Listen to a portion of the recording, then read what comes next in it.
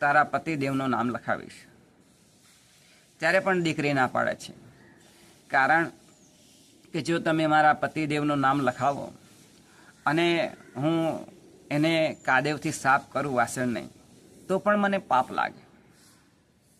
કારણ કે પતિ દેવો ભવ, દરેક સ્ત્રી માટે તેમના જે પતિ હોય એ ભગવાન તુલ્ય હોય.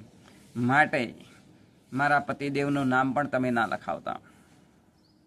ત્યારે પિતાશ્રી થોડી મૂંઝવણમાં પડી ગયા અને દીકરીને કહ્યું કે બેટા, હું મારું નામ ના લખું, તારા પતિનું નામ ના લખું, તો પછી કોનું નામ લખું?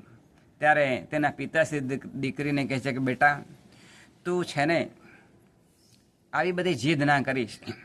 ત્યારે પેલી દીકરી કહે છે કે પિતાશ્રી, તમારે જો લખાવવું જ હોય તો તમે મારું નામ વાસણ ઉપર લખાવજો, કે જેથી હું એને કાદવથી જ્યારે હું સાફ કરું ને તો મને સહેજ પણ દુઃખ ના થાય.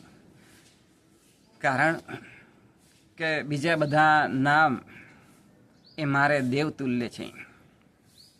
આમાં દીકરી કહે છે, સમરણ સમરણ મગાણો ફેર છે રે, સમરણ કોને કહેવાય જો, સમરણમાં સીતાજીને રામ મળ્યા રે, સમરણ એને કહેવાય જો. માટે જે રામનું નામ છે એ અતિ ઉચ્ચ છે. એવી રીતે પણ મારે મારા પતિનું સન્માન કરવું જોઈએ, મારે મારા પિતાનું સન્માન કરવું જોઈએ, કે એમના નામ ઉપર મારાથી કાદેવ એ લગાડી શકાય નહીં.